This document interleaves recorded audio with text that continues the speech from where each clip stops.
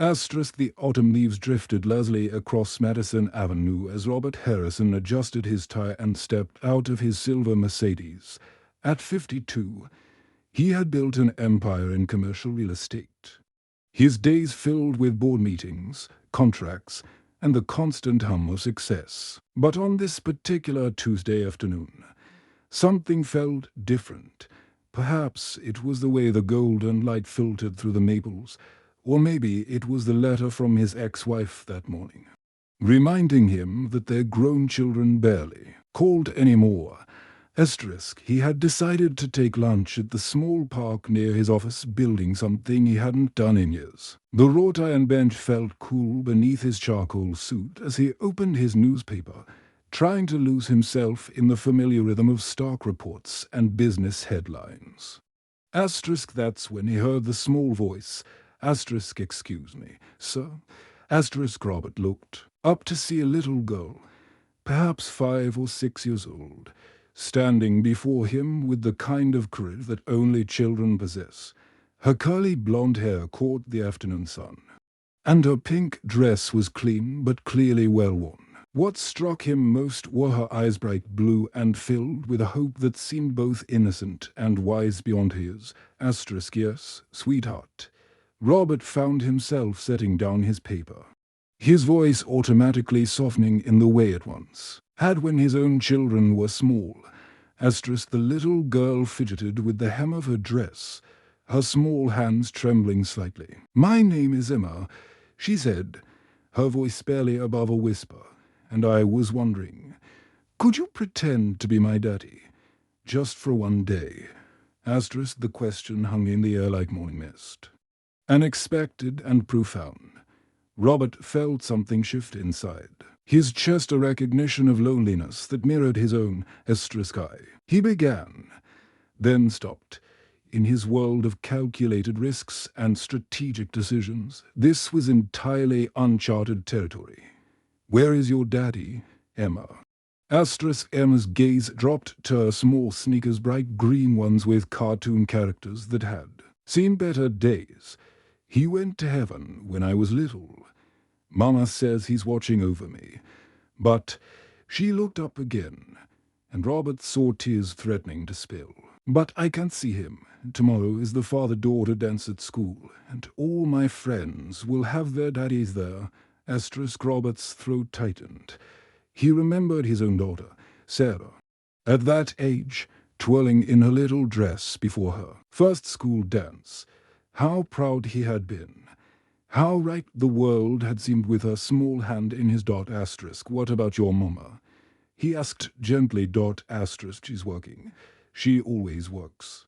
She cleans offices at night so she can be with me during the day. But she's sleeping now because she was up all night. Emma's voice carried no complaint, only the matter-of-fact acceptance of a child who had learned to navigate life's complexities to early. Asterisk, Robert closed his newspaper and leaned forward, his elbows resting on his knees. "And what made you think to ask me?" Asterisk, Emma tilted her head, considering. "You look sad, like me, but also kind. Like maybe you miss being somebody's daddy too."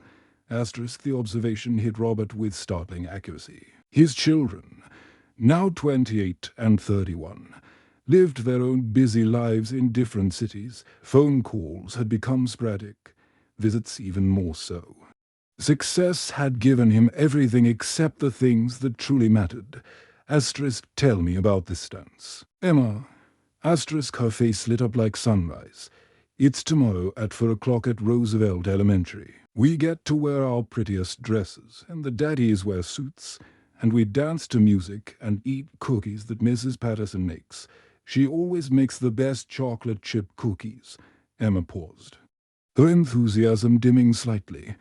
"I was going to go by myself, but Mrs. Patterson said maybe I should stay home this year." Asterisk, "And you don't want to stay home?" Asterisk, "No, sir. I want to dance. I've been practicing with my stuffed bear, Mr. Patches. I can do the waltz and everything." Asterisk, Robert found himself smiling, really smiling for the first time in weeks. "The waltz, you say?" That's quite sophisticated for a young lady. Asterisk Mama taught me. She said a proper lady should know. How to dance. Emma straightened her shoulders with pride. Asterisk they sat in comfortable silence for a moment, watching the leaves dance in the gentle breeze. Robert thought about his calendar. Packed with meetings and conference calls, he thought about his empty penthouse apartment, where the only sounds were the city humming below and the echo of his own footsteps. Asterisk Emma. He said finally, I think I would be honored to be your daddy for a day. Asterisk the joy that transformed Emma's face was worth more than any deal Robert had ever closed. She clapped her small hands together, then immediately looked serious again. Asterisk, but you don't even know me. She said, what if I'm not a good daughter? Asterisk Robert's heart clenched. Oh, sweetheart, I have a feeling you're going to be the best daughter anyone could ask for.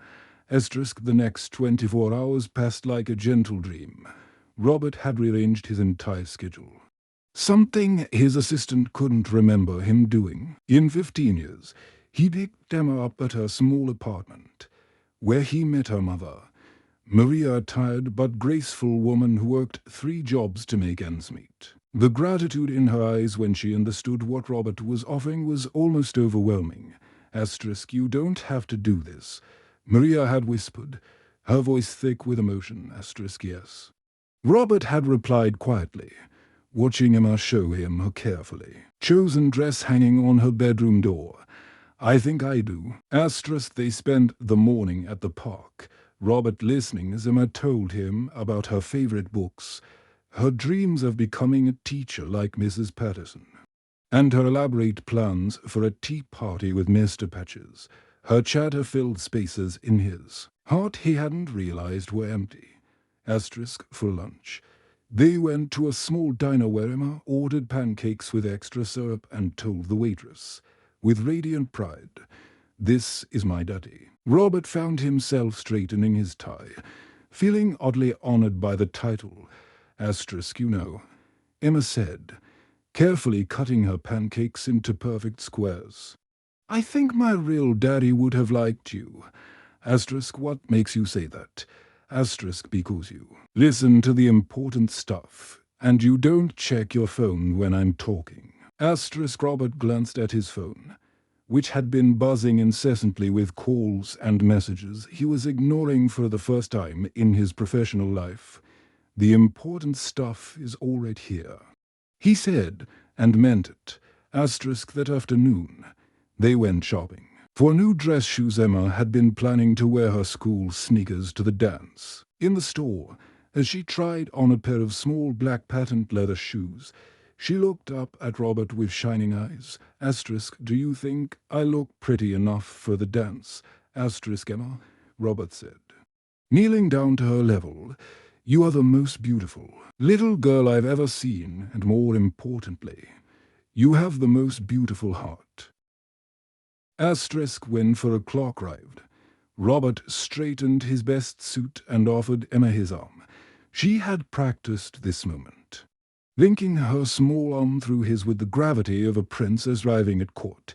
Asterisk the school gymnasium had been transformed, with twinkling lights and paper streamers. Other fathers and daughters were already swaying to the gentle music, and Robert felt a moment of uncertainty. It had been so long since he'd been to anything like this. Asterisk Mr. Robert, Emma whispered, using the name she'd settled on for him. I'm a little nervous. Asterisk, so am I, he admitted, but I think we'll be just fine together. Asterisk, and they were, as the music played. Robert found himself remembering how to be present in a moment, how to see the world through the eyes of someone who believed in magic and possibility. Emma danced with the pure joy of childhood, her face glowing with happiness as they moved slowly around the floor. Asterisk, thank you, she whispered during a particularly slow song, her small hand trustingly in his dot. Asterisk, thank you, Robert whispered back, and realized he had never meant anything more. Asterisk, as the evening wound down, and they shared Mrs. Patterson's famous chocolate chip cookies. Emma looked up at Robert with an expression that seemed far too wise for his. Asterisk, you know what? She said thoughtfully. Asterisk, what's that? Sweetheart. Asterisk, I think we both got what we needed today. Asterisk, Robert nodded, his throat tight with emotion. I think you're absolutely right. Asterisk, when he walked Emma to her door that evening, Mia was waiting with tears in her eyes and a gratitude that needed no words. Emma hugged Robert tightly, her small arms fierce round his waist. Asterisk, will I see you again? She asked. Asterisk, Robert looked down at this extraordinary little girl who had reminded him what it meant to be needed, to be important to someone in the way that truly mattered. Asterisk, I think, he said carefully, that I might need to learn more about being a proper daddy. Would you be willing to teach me? Asterisk, Emma's smile was brighter than all the city lights combined. Asterisk, 6 months later, Robert's calendar looked very different. Tuesday afternoons were reserved for park visits and ice cream. Saturday mornings meant pancakes and stories, and every few weeks there was a school event where a successful businessman could be found, tie slightly askew, learning what it truly meant to be rich. Asterisk, some gifts come wrapped in the smallest packages, delivered by the most unexpected messengers. And sometimes, when we think we're helping someone else, we discover that we're the ones being saved.